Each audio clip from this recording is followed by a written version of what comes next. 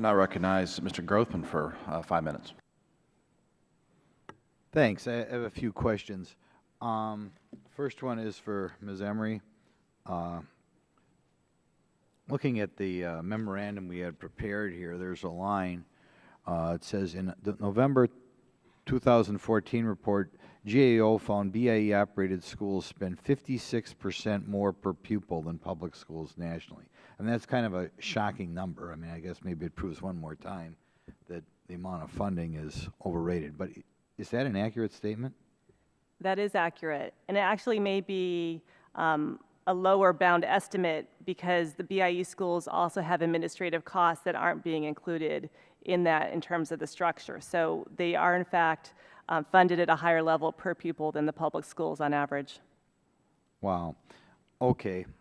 If that's so, I'll ask Mr. I don't want to get your name right. Mr. Cladout.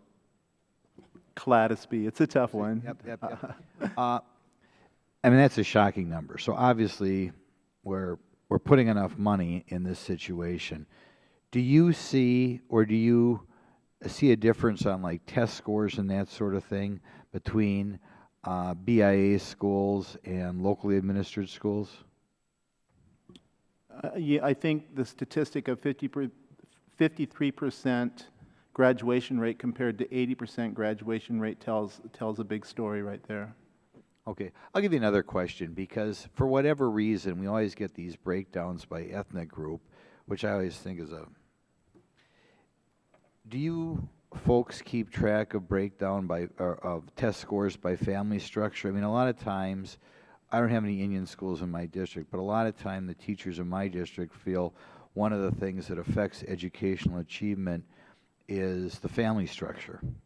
And do you, when you keep track of your statistics, either by school or by individual, have statistics showing the degree to which maybe some of these problems may be affected by family structure?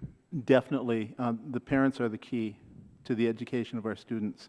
And I mentioned historical trauma that has occurred in our communities at very, very high levels. And with that historical trauma came a lot of poverty, drug and alcohol abuse, run-ins with the law, jails, prisons. And I can guarantee you 100% that if we invest in our kids, that we will destroy this historical trauma, destroy poverty, we'll create productive members of society who will pay taxes and be removed from the welfare rolls. I'm a 100% believer in that, and I'm seeing that as I travel across the nation to Indian countries, north, south, east, and west, where these tribes are investing a lot in destroying historical trauma.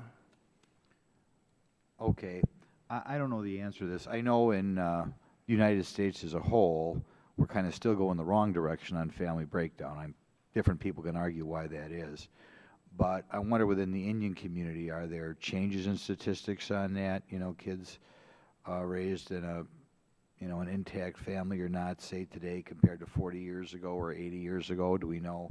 Yeah. Once again, when I travel across Indian country, I'm seeing those tribes that are in locations where economic development is making great strides, but I'm still also seeing, like in the Pine Ridge Indian Reservation, where we have 80% unemployment, 80% alcoholism rate, 80% dropout rate. So, the location of the tribes plays a big part in it also. But we do also have success stories at Pine Ridge.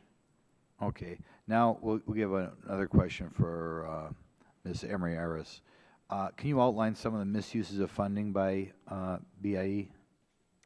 Sure.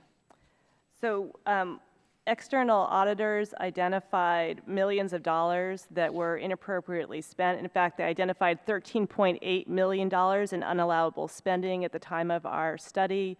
And one of the examples we found was that a school had lost $1.2 million in federal funds that were improperly transferred to an offshore account. Interior later said that they were the victims of a hacking incident, yet there were such weak controls that it remained questionable what in fact had happened.